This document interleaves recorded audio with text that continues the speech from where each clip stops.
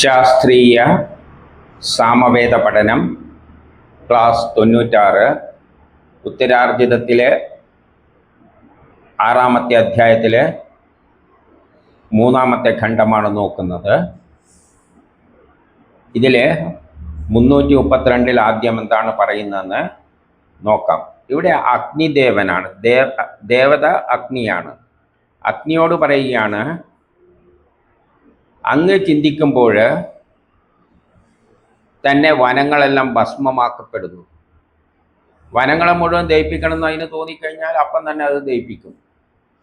നമുക്കറിയുന്ന കാര്യമാണ്, പിന്നെ എക്സ്പ്ലനേഷൻ ഒന്നും ആവശ്യമില്ല.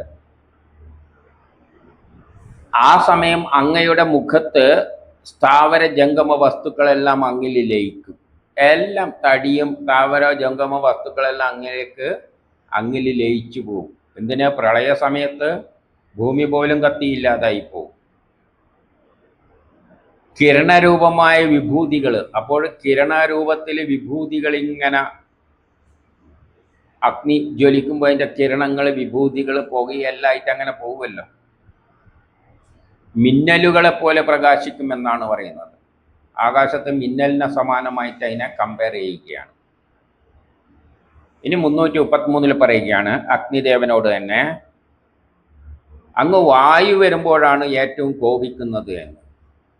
വായുവിൻ്റെ സാന്നിധ്യമുള്ളപ്പോഴാണ് അഗ്നി കോപിക്കുന്നത്. നമുക്കറിയാലോ, കാറ്റടിക്കുമ്പോഴാണ് തീ ആളിപ്പടരുക. വായുവില്ലാതെ കത്താൻ പറ്റില്ലല്ലോ. മാത്രമല്ല, അങ്ങേക്ക് ഭക്ഷണയോഗ്യമായ വനസ്പതി തുടങ്ങിയവയിൽ വ്യാപിക്കും. കാരണം കത്തുന്ന സാധനങ്ങളാണ് വനസ്പതി കൊണ്ട് ഉദ്ദേശിക്കുന്നത്. എന്ത് കത്തുന്നുണ്ടെങ്കിലും അതതിൻ്റെ വനസ്പതിയാണ്. മരം കത്തുന്നുണ്ടെങ്കിൽ വനസ്പതിയാണ്, മരത്തിൻ്റെ ഇലയാണെങ്കിൽ വനസ്പതിയാണ്. അവിടെ എന്തെല്ലാം ഉണ്ടോ അതെല്ലാം കത്തുന്നതെല്ലാം അങ്ങയുടെ ഭക്ഷണമാണ്. അങ്ങയുടെ രതികൾക്കൊപ്പം നല്ല പ്രകാരത്തിൽ അത്ഭുതമുണ്ടാക്കുന്ന വിധം കാണപ്പെടുന്നു. ഈ തീ ഇങ്ങനെ കത്തി ജ്വലിച്ചു പോകുമ്പോൾ എല്ലാവർക്കും അത്ഭുതമുണ്ടാകും. ഇന്നും നമ്മൾ അത്ഭുതത്തോടു കൂടി കാട്ടുതീയെല്ലാം കാണുമ്പോൾ നമ്മൾ അത്ഭുതത്തോടു കൂടിയാണ് നോക്കുന്നത്. ടി വിയിൽ പോലും നമ്മൾ നോക്കിയിരിക്കും പല നാടുകളിൽ ഇങ്ങനെ വനങ്ങൾ കത്തുമ്പോൾ. ഇനി 334, അങ്ങ് ബുദ്ധിയുടെ നാഥനാണ്. എന്തുകൊണ്ട് ബുദ്ധിയുടെ നാഥൻ? സയൻസിൻ്റെ അടിസ്ഥാനത്തിലാണ് അതെല്ലാം ചെയ്യുന്നത്. ഒന്ന് കത്തുക എന്ന് പറയുന്നതിന് ഒരു സയൻസ് ഉണ്ട്. ഇരുമ്പ് കത്തൂല, സാധാരണ നിലയിൽ ഇരുമ്പ് കത്തൂല, പ്രളയ സമയത്തെല്ലാം കത്തും. അപ്പോൾ സയൻസിൻ്റെ അടിസ്ഥാനത്തിൽ സാധാരണ നിലയിൽ ഇരുമ്പ് കത്തില്ല, മരം കത്തും. ഉണങ്ങിയ മരമാണെങ്കിൽ പെട്ടെന്ന് കത്തും. അപ്പോൾ സയൻസ് നല്ലോണം അറിയാം, സയൻസിൻ്റെ അടിസ്ഥാനത്തിലേ അത് ചെയ്യുള്ളൂ. അതുകൊണ്ടാണ് ബുദ്ധിയുടെ നാഥനാണ്. അങ്ങ് യജ്ഞത്തിലെ ദേവതകളെ ആഹ്വാനം ചെയ്യുന്നു. ഏത് യജ്ഞം നടക്കുമ്പോഴും ആ ദേവതകളോട് പറയും ഇന്ന ചെയ്യുന്നു. ഉദാഹരണം, ഹൈഡ്രജനും ഓക്സിജനും കൂടി ചേർന്നിട്ട് കത്തിയിട്ട് വെള്ളം ഉണ്ടാകാം. അപ്പം കത്തുമ്പോൾ ഹൈഡ്രജൻ, സയൻസ് അറിയാലോ, ഇത് ഹൈഡ്രജനോടും ഓക്സിജനോട് പറയും നിങ്ങൾ ഇന്ന റേഷ്യോയിൽ കൂടി ചേർന്നിട്ട് വെള്ളമായിട്ട് മാറിക്കോ. അപ്പം ദേവതകൾ എന്ന് പറഞ്ഞാൽ ഈ പ്രപഞ്ചത്തിലുള്ള എല്ലാ വസ്തുക്കളും ദേവതകളാണ്. ചോറ് വെക്കുമ്പോൾ അരിയോടും വെള്ളത്തോടും പറയുക നിങ്ങൾ ഇങ്ങനെയെല്ലാം ചേർന്നിട്ട് ഈ അരിനെ അന്നമാക്കി മാറ്റുക. ശത്രുക്കളെ ഓടിക്കും. അവിടെ തടസ്സമായി നിൽക്കുന്ന എന്തെങ്കിലും പ്രതിബന്ധങ്ങൾ ഉണ്ടെങ്കിൽ അതിനെല്ലാം ഓടിക്കും. മനസ്സിനെ പ്രേരിപ്പിക്കുന്നവരാണ്. നമ്മുടെ മനസ്സിനെല്ലാം പ്രേരിപ്പിക്കുന്നത് തന്നെയാണ്, ഊർജം തന്നെയാണ്, അഗ്നി തന്നെയാണ്. അങ്ങനെയുള്ള അഗ്നിയെ ഞങ്ങൾ പ്രണമിക്കുന്നു. അതിനെ പിന്നെ പ്രണമിച്ചല്ലേ പറ്റൂ. നമ്മളെ എല്ലാ കാര്യങ്ങളും സാധിപ്പിച്ചു തരുന്ന അഗ്നിയാണ്. അപ്പോൾ അതിനെ പ്രണമിക്കുന്നതിൽ തെറ്റൊന്നും ഇല്ല. അങ്ങനെ ഹവിസ്സുകൾ ഭക്ഷിക്കാനായി ഋത്തിക്കുകളുമായിട്ട് നമ്മൾ ആഹ്വാനം ചെയ്യുന്നു, അല്ലെങ്കിൽ പ്രാർത്ഥിക്കുന്നു. നമ്മളെന്തൊക്കെ കത്തിക്കുമ്പോൾ കത്തേണ്ട ആവശ്യം വരും. ഇപ്പം പുറത്ത് വേസ്റ്റ് കത്തിക്കുകയാണെന്ന് വെച്ചോളൂ, നമ്മൾ അടുത്ത് നിന്നിട്ട് ഒന്ന് തീ ശരിക്ക് കത്ത് എന്ന് മനസ്സിൽ പ്രാർത്ഥിക്കൂലേ?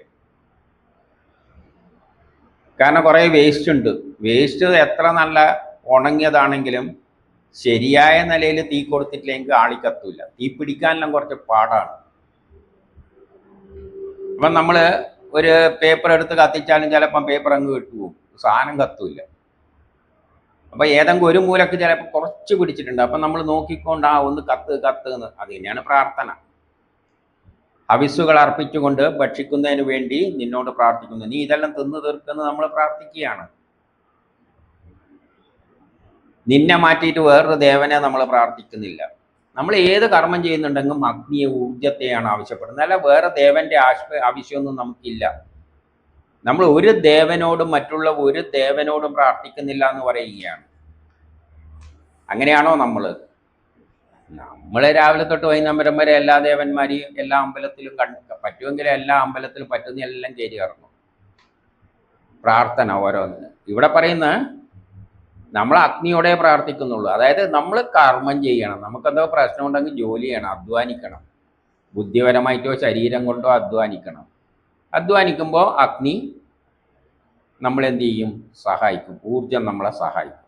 അങ്ങനെയാണ് നമ്മൾ പ്രശ്നം തീർക്കേണ്ടത്. നമുക്ക് വിശക്കുന്നുണ്ടെങ്കിൽ എവിടെയെങ്കിലും ജോലിക്ക് പോയിട്ട് പണം അരിയോ എന്താ വേണ്ടതെന്ന് വെച്ചാൽ സമ്പാദിച്ച് വന്നിട്ട് അരീനെ ചോറാക്കണ്ടെങ്കിൽ അഗ്നിയോട് പറയണം. അപ്പോൾ അഗ്നി, അതായത് പാചകം ചെയ്യണം. ഇതെല്ലാം ചെയ്തു കഴിഞ്ഞാലേ നമ്മളെ പ്രശ്നം തീരുള്ളൂ. അല്ലാതെ ഇതൊന്നും അഗ്നി വിചാരിച്ചാൽ അധ്വാനിക്കുന്നത് എങ്ങനെയാണ്? നമ്മൾ ഓഫീസിൽ പോയി ജോലി ചെയ്തിട്ട് ശമ്പളം വാങ്ങുന്നത് നമ്മളെ ഊർജ്ജം ഉപയോഗിച്ചിട്ട് തന്നെയാണ്. ബുദ്ധി പ്രവർത്തിപ്പിക്കാൻ ഊർജം വേണം, ശരീരം കൊണ്ട് ജോലി ചെയ്യുന്നതിനും ഊർജം വേണം. അപ്പം നമ്മൾ അഗ്നിയെയാണ് ആശ്രയിക്കുന്നത്, വേറെ അഗ്നിയെ മാത്രം ആശ്രയിച്ചാൽ മതി. അതുകൊണ്ട് അഗ്നിയെ വിളക്കും കത്തിച്ച് വെച്ചിട്ട് പ്രാർത്ഥിക്കുകയല്ല വേണ്ടത്. അഗ്നിയെ ആശ്രയിക്കുക എന്ന് പറഞ്ഞാൽ അധ്വാനിക്കുക, ശരീരം കൊണ്ടോ മനസ്സുകൊണ്ടോ ഊർജത്തിൻ്റെ സഹായത്താൽ. അപ്പോൾ അഗ്നി കഴിഞ്ഞ് പിന്നെ രണ്ട് ദേവന്മാരാണ് മിത്രനും വരുണനും. 135 പറയുന്നു, മിത്രനും വരുണനും നമുക്ക് സംരക്ഷണം നൽകുന്നു. വരുണന്മാർ എന്ന് പറഞ്ഞാൽ അനുകൂലമായ സാഹചര്യം, മിത്രന്മാർ നമ്മളെ സഹായിക്കുന്നവരാണ്. അനുകൂല സാഹചര്യത്തിനാണ് മിത്രൻ. വരുണൻ എന്ന് പറഞ്ഞാൽ എല്ലാ രാസപ്രവർത്തനങ്ങളും നടക്കുന്നത് ഓർബിറ്റാണ്, അതിലെ ഓർബിറ്റിലെ ഇലക്ട്രോണാണ് പങ്കെടുക്കുന്നത്. ആ ഓർബിറ്റിനാണ് വരുണൻ. ഓർബിറ്റിലെ നിയമങ്ങൾ, കെമിസ്ട്രി നിയമങ്ങൾ, അതിനനുസരിച്ചാണ് എല്ലാം നടക്കുന്നത്. ചോറ് വെക്കുന്നതിൻ്റെ പിന്നിലെല്ലാം കെമിസ്ട്രി ഉണ്ട്. ഒരു കല്ല് പൊട്ടിക്കുന്നതിൽ കെമിസ്ട്രി ഉണ്ട്. എന്തൊരു മാറ്റം ഒരു വസ്തുവിൽ മാറ്റം വരുന്നുണ്ടെങ്കിൽ അവിടെ ഒരു കെമിസ്ട്രി ഉണ്ട്. ആ കെമിസ്ട്രിയിൽ ഓർബിറ്റുകളാണ് പങ്കെടുക്കുന്നത്, ആറ്റങ്ങളുടെ ഓർബിറ്റുകൾ. അതാണ് വരുണൻ. അനുകൂല സാഹചര്യത്തിൽ മാത്രമേ മിത്രവരുണന്മാർ, അതല്ല, അതുകൊണ്ടാണ് തീ കത്തണ്ടിക്കിൽ അനുകൂല സാഹചര്യം ഉണ്ടാകുമ്പോഴേ കത്തുള്ളൂ. അപ്പം മിത്രവരുണന്മാർ ഞങ്ങൾക്ക് സംരക്ഷണം നൽകുന്നു. ഇത് പ്രസിദ്ധമാണെന്ന് പറഞ്ഞാൽ സയൻസ് അറിയുന്നവർക്കെല്ലാം ഇക്കാര്യം അറിയാം. അതുകൊണ്ട് മിത്രവരുണന്മാരോട് പറയുകയാണ്, നിങ്ങളുടെ അനുഗ്രഹത്തിന് മുമ്പിൽ നിങ്ങൾ നമ്മളെ അനുഗ്രഹിക്കാൻ വേണ്ടിയിട്ടിരിക്കുകയാണ്. നമ്മളെ യജ്ഞങ്ങളെ സഹായിക്കുന്ന രണ്ട് പ്രധാന ഘടകങ്ങളാണ് മിത്രനും വരുണനും. അനുകൂലമായ സാഹചര്യം ഉണ്ടെങ്കിലേ നമ്മൾ എന്ത് ചെയ്താലും നടക്കുള്ളൂ. അനുകൂല സാഹചര്യം ഇല്ലെങ്കിൽ ഒന്നും ചെയ്യാം. മഴ പെയ്യുമ്പോൾ തീ വേസ്റ്റ് കത്തിക്കാൻ നിന്ന് കഴിഞ്ഞാലോ പറ്റില്ല. വേസ്റ്റ് കത്തിക്കാൻ ഇറങ്ങുമ്പോൾ മഴ പെയ്യാണ്, അനുകൂല സാഹചര്യമല്ല. ആ സാഹചര്യം ഏതുമായിട്ട് ബന്ധപ്പെട്ടിരിക്കുകയാണ്? ഗ്രഹങ്ങളുടെ ചലനവുമായിട്ട്, ഓർബിറ്റിലെ ചലനവുമായിട്ട് ബന്ധപ്പെട്ട് കിടക്കുകയാണ്. ഓർബിറ്റിൽ എന്ന് പറഞ്ഞാൽ അതിൻ്റെ ആക്സസിലെ ചുറ്റലും എല്ലാം അതിൽ പെടും. ഇനി 326 മിത്രവരുണന്മാരോട് തന്നെയാണ് പറയുന്നത്, ഒരിക്കലും നിങ്ങൾ നമുക്കൊരു ദ്രോഹം ചെയ്യുന്നില്ല. അനുകൂലമായ സാഹചര്യം ഒരിക്കലും ദ്രോഹം ചെയ്യില്ല. മിത്രന്മാരെപ്പം ദ്രോഹം ചെയ്യില്ല. നമ്മളെ സഹായിക്കുന്നവരാണ് മിത്രവരുണന്മാർ. അപ്പം മിത്രവരുണന്മാർ ഒരു വിധത്തിലുള്ള ദ്രോഹവും നമുക്ക് ചെയ്യുന്നില്ല. അതേസമയം അനുഗ്രഹവും ചൊരിയുന്നു, നമുക്ക് വേണ്ട സഹായം ചെയ്തു തരും. ഞങ്ങൾ അതുകൊണ്ട് നിങ്ങളെ സ്തുതികളാൽ സ്തുതിച്ചു കൊണ്ടിരിക്കുന്നു. സയൻസിൻ്റെ അടിസ്ഥാനത്തിൽ കർമ്മം ചെയ്യുമ്പോഴാണ് അനുകൂല സാഹചര്യം ഉണ്ടാകുന്നത്. അനുകൂല സാഹചര്യം എന്ന് പറഞ്ഞാൽ സയൻസിൻ്റെ അടിസ്ഥാനത്തിൽ ചെയ്യുമ്പോൾ എല്ലാം എളുപ്പത്തിൽ നടക്കും. അപ്പം സാഹചര്യങ്ങളെല്ലാം അനുകൂലമായി തരും. അതുകൊണ്ട് നമ്മൾ സ്തോത്രങ്ങളാൽ നിങ്ങളെ സ്തുതിക്കുന്നു. നല്ല സയൻസ് ഉപയോഗിച്ചിട്ട് നിങ്ങളെ സ്തുതിക്കുകയാണ്. അങ്ങനെയുള്ള ഞങ്ങൾ നിങ്ങളുടെ മിത്രമായി ഭവിക്കട്ടെ. നമ്മളുടെ മിത്രമാണ്, മിത്രം തന്നെയാണല്ലോ ഇവിടെ. നിങ്ങളുടെ അനുഗ്രഹത്താൽ ഞങ്ങൾ അന്നം പ്രാപിക്കട്ടെ. അങ്ങനെയാണ് നമ്മൾ അന്നമെല്ലാം നേടിയെടുക്കുന്നത്. നിങ്ങളുടെ അനുഗ്രഹത്താൽ നമുക്ക് അന്നം നൽകണേ എന്ന് പറഞ്ഞാൽ നമ്മൾ അന്നം കിട്ടുന്നത് എങ്ങനെയും മിത്രപരമായ അനുകൂലമായ സാഹചര്യം ഉണ്ടായാലല്ലേ നമുക്ക് ഭക്ഷണം കഴിക്കാൻ പറ്റുള്ളൂ, അന്നം ഉണ്ടാക്കാൻ പറ്റുള്ളൂ. അനുകൂല സാഹചര്യം എന്ന് പറയുന്നത് നമുക്ക് വന്നു ചേരുന്ന ഒരു ഘടകമാണ്. അപ്പൊ അനുകൂലമായ സാഹചര്യം വരുമ്പോഴാണ് നമ്മളെ കാര്യങ്ങൾ സാധിക്കുന്നത്. അല്ലാതെ എന്തുണ്ടായാലും സമയം ശരിയല്ല എന്ന് പറയുന്നതാണ് ഈ അനുകൂലമായ സാഹചര്യം. ആ സമയത്ത് നമുക്ക് അന്നെല്ലാം പ്രാപിക്കാനുള്ള അവസരം ഉണ്ടാക്കി തരണേ നീ. ഇനി 337 മിത്രമരുടന്മാരോട് തന്നെ ചോദിക്കുകയാണ്, നിങ്ങൾ ഞങ്ങൾക്ക് എല്ലാ അനുഗ്രഹങ്ങളും ചൊരിയണേ, നമുക്ക് നമ്മുടെ രക്ഷയ്ക്ക് വേണ്ടുന്ന എല്ലാ പദാർത്ഥങ്ങളും നൽകി അനുഗ്രഹിക്കണേ. പുത്രരക്ഷയോടൊപ്പം നമ്മളെ ശത്രുക്കളെ ഇല്ലാതാക്കണേ. നമ്മളെ പുത്രന്മാരെ രക്ഷിക്കണേ, ശത്രുക്കളെ ഇല്ലാതാക്കണേ. ശത്രുക്കളെ ഇല്ലാതാക്കാൻ എപ്പോഴാണ് പറ്റുക? അനുകൂല സാഹചര്യം വരുമ്പോഴാണ്. ഒരു ഉദാഹരണത്തിന് അർജുനൻ മഹാഭാരത യുദ്ധമെല്ലാം നടത്തിയതാണ്. പക്ഷെ അവസാനം കൃഷ്ണൻ ആ പ്രളയ സമയത്ത് സ്ത്രീകളെ രക്ഷിക്കാൻ പറഞ്ഞപ്പോൾ അർജുനന് ഒന്നും ചെയ്യാൻ പറ്റിയില്ല. അർജുനൻ തന്നെ ചിന്തിക്കുന്നുണ്ട്, പണ്ട് ഞാൻ എന്തെല്ലാം ചെയ്തത്, ഇപ്പം എന്നെ കൊണ്ടൊന്നും പറ്റുന്നില്ലല്ലോ. അപ്പം അനുകൂല സാഹചര്യം ഉണ്ടെങ്കിൽ മാത്രമേ നമ്മുടെ കാര്യങ്ങളെല്ലാം നടക്കുകയുള്ളൂ. അതിൻ്റെ പിന്നിൽ സയൻസും ഉണ്ട്. അനുകൂല സാഹചര്യം എന്ന് പറയുമ്പോൾ രാഷ്ട്രീയപരമായിട്ടാകാം, സാമൂഹ്യപരമായിട്ടാകാം, അതേസമയം ശാസ്ത്രീയമായിട്ടും ആകാം. അത് ശാസ്ത്രീയമായിട്ട് വരുമ്പോഴാണ് ഈ ഓർബിറ്റുകൾ, ഭ്രമണപഥങ്ങൾ, ഇതിലെല്ലാം പ്രാധാന്യം വരുന്നത്. അതുകൊണ്ടാണ് മിത്രവരുണന്മാർ എന്ന് പറയുന്നത്. ഇനി 338 വേറൊരു നമ്മളെ സഹായിക്കുന്ന ഒരു കക്ഷിയാണ് ഇന്ദ്രൻ. ഇന്ദ്രനെ നമ്മൾ പറഞ്ഞല്ലോ, ഏത് കർമ്മങ്ങളും ചെയ്യുമ്പോൾ അതിനെ ഏകോപിപ്പിക്കുന്ന ശക്തിയാണ് ഇന്ദ്രൻ. ഇന്ദ്രനോട് പറയാണ്, നമ്മൾ തന്നിരിക്കുന്ന ഈ പാത്രത്തിൽ ഒഴിച്ചു വെച്ചിരിക്കുന്ന സാധനങ്ങളെല്ലാം നീ യഥേഷ്ടം കഴിക്കുക. ഇന്ദ്രൻ എന്ന് പറയുന്നത് നമ്മളൊരു യജ്ഞം ചെയ്യുമ്പോൾ അതിനെ ഏകോപിപ്പിക്കുന്ന ശക്തിയാണ്. നമ്മളൊരു സാമ്പാർ ഉണ്ടാക്കണ്ടെങ്കിൽ സാമ്പാർ ഉണ്ടാക്കേണ്ട പാചകക്കുറിപ്പും സാധനങ്ങളും എല്ലാം മേശയിലുണ്ടായി അടുപ്പും എല്ലാം ഉണ്ടായതുകൊണ്ടൊന്നും കാര്യം നടക്കില്ല. അതിനെ നമ്മൾ ആരെങ്കിലും ഒന്ന് ഏകോപിപ്പിക്കണം. ഒരു ഫാക്ടറിയിലും മാനേജ്മെൻറ്റ് വേണം. അതിനാണ് MBA എന്ന് പറയുന്നത്. അതുപോലെ നമ്മളൊരു പാത്രത്തിൽ അരിയും വെള്ളമെല്ലാം ഇട്ടിട്ട് ചൂടാക്കുമ്പോൾ അതിൻ്റെ അകത്ത് വളരെ വലിയ കർമ്മങ്ങൾ നടക്കുന്നുണ്ട്, രാസപ്രവർത്തനങ്ങൾ. അതിനെ ഏകോപിപ്പിക്കുന്ന, അത് സയൻസിൽ നിന്ന് വരുന്ന ഒരു പ്രേരക ശക്തിയാണ്. ആ ശക്തിക്കാണ് ഇന്ദ്രൻ എന്ന് പറയുന്നത്. അപ്പം നമ്മൾ സാധനങ്ങളെ കൊടുക്കുന്നുള്ളൂ, അതെല്ലാം പുതിയ വസ്തുവായിട്ട് സയൻസിൻ്റെ അടിസ്ഥാനത്തിൽ മാറ്റിത്തരുന്നത് ഇന്ദ്രൻ. ഏകോപിപ്പിക്കുന്ന ശക്തിയും അനുകൂലമായ സാഹചര്യങ്ങളും അഗ്നിയുമെല്ലാം കൂടി ചേർന്നാണ്. നമ്മളല്ല, നമ്മൾ നോക്കിയിരിക്കുന്നേ ഉള്ളൂ. നമ്മൾ എന്തെങ്കിലും ചെയ്ത് ഇട്ട് കൊടുക്കും, നോക്കിയിരിക്കും. നമ്മളെ കൈമേൽ പായസം വരും, ചിക്കൻ ഫ്രൈ വരും, എല്ലാം വരും. അതെല്ലാം റെഡിയാക്കുന്നത് അഗ്നിയും മിത്രവരുണന്മാരും അനുകൂല സാഹചര്യവും അതിനെ ഏകോപിപ്പിക്കുന്ന ഇന്ദ്രൻ എന്ന ശക്തിവിശേഷവുമാണ്. അപ്പോൾ ഈ കൊടുക്കുന്ന ഭക്ഷണം അതെടുത്തിട്ട് ബലത്തോടെ എഴുന്നേറ്റ് നീ നിന്റെ ശൗര്യം പ്രകടിപ്പിക്കുക. ഇന്ദ്രനാണ് എല്ലാം ശരിയാക്കി തരുന്നത്. ഇനി 339 എന്താണ് ഇന്ദ്രൻ ശരിയാക്കുന്നത്? ശത്രുക്കളെ നശിപ്പിക്കുന്ന വൃത്തഹന്താവാണ് നീ. വൃത്രൻ എന്ന് പറയുന്നത് every action there is equal and opposite reaction. ന്യൂട്ടന്റെ 3rd ലോ.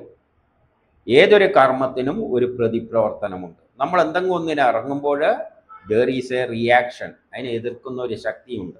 ആ ശക്തിക്കാണ് വൃത്രൻ എന്നെല്ലാം പറയുന്നത്. ആ ശത്രുക്കളെ ഇല്ലാതാക്കിയിട്ടാണ് ഇന്ദ്രൻ എന്ത് ചെയ്യുന്നത്? പുതിയ വസ്തുവായി തീർക്കുന്നത്. അരിയെ ചോറാക്കുമ്പോൾ അവിടെ ഒരു എതിർപ്പുണ്ട്.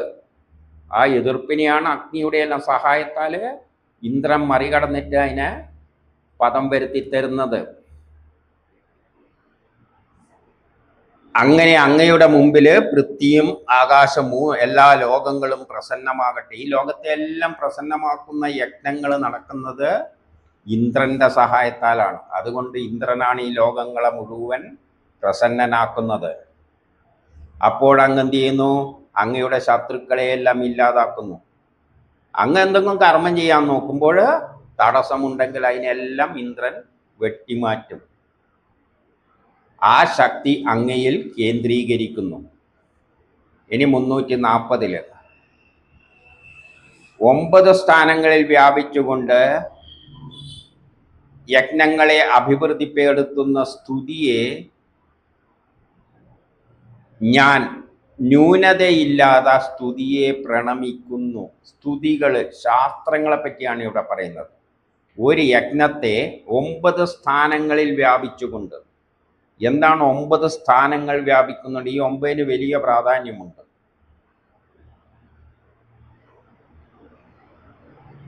എന്താണ് 9 സ്ഥാനങ്ങൾ? ഒന്ന് കേന്ദ്രം, പിന്നെ 8 ദിക്കുകളും, അങ്ങനെ 9 സ്ഥാനങ്ങളായിട്ട് എടുക്കാം. അതായത് ലോകത്തിലെ ഏതൊരു സ്ഥലത്ത് വെച്ച് നടക്കുന്ന യജ്ഞങ്ങളില് സ്തുതി, ന്യൂനതയില്ലാത്ത സ്തുതിയെ ഞാൻ ഉപയോഗിക്കുന്നു. ന്യൂനതമില്ലാത്ത സ്തുതി എന്ന് പറഞ്ഞാൽ വേദമന്ത്രങ്ങള്, ശാസ്ത്രങ്ങള്. ഒരു തെറ്റുമില്ലാതെ ശാസ്ത്രത്തിന്റെ അടിസ്ഥാനത്തിൽ നമ്മൾ ചെയ്താൽ മാത്രമേ നമ്മുടെ യജ്ഞം ഇന്ദ്രനെല്ലാം പൂർത്തീകരിച്ചു തരികയുള്ളൂ. അപ്പൊ ശാസ്ത്രം നല്ലതായിരിക്കണം. ഇപ്പൊ നമുക്ക് നല്ല ചോറ് കിട്ടണ്ടെങ്കിൽ നല്ല അരി എടുക്കണം, ശുദ്ധമായ വെള്ളം എടുക്കണം. എല്ലാ ഹാർഡ് വാട്ടറിലെല്ലാണെങ്കിൽ ഭക്ഷണം വെന്ത് കിട്ടൂല. അപ്പം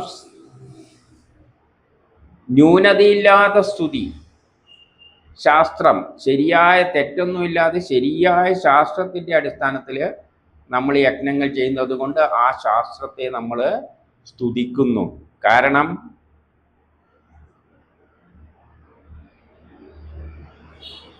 പൂർണ്ണ രൂപത്തിലുള്ള സ്തുതിയാണ് നമ്മൾ അവിടെ ഉപയോഗിക്കുന്നത്. ആ യജ്ഞം നടത്തേണ്ട പൂർണ്ണ രൂപത്തിലുള്ള സ്തുതിയെയാണ് നമ്മൾ അവിടെ പ്രയോഗിക്കുന്നത്. ഇനി 341 ഇന്ദ്രാഗ്നികളോട് ഒന്നിച്ചു പറയുകയാണ്. അപ്പം നമ്മളെ യജ്ഞത്തിലെ പൂർത്തീകരിക്കുന്ന 2 ശക്തികൾ, പ്രധാനപ്പെട്ട ഒന്ന് അഗ്നിയാണ്. അഗ്നിയുടെ സഹായത്താലാണ് നമ്മൾ ഒരു സാധനത്തെ വേറൊന്നാക്കി മാറ്റുന്നത്. അതിനെ ഏകോപിപ്പിക്കുന്ന ശക്തിയാണ് ഇന്ദ്രൻ. അപ്പൊ രണ്ടുപേരെയും ചേർത്ത് പറയുകയാണ്, അല്ലയോ ഇന്ദ്രാഗ്നികളെ, ഞങ്ങളിൽ നിന്ന് നിങ്ങളിലേക്ക് സ്തുതി എത്തുകയാണ്.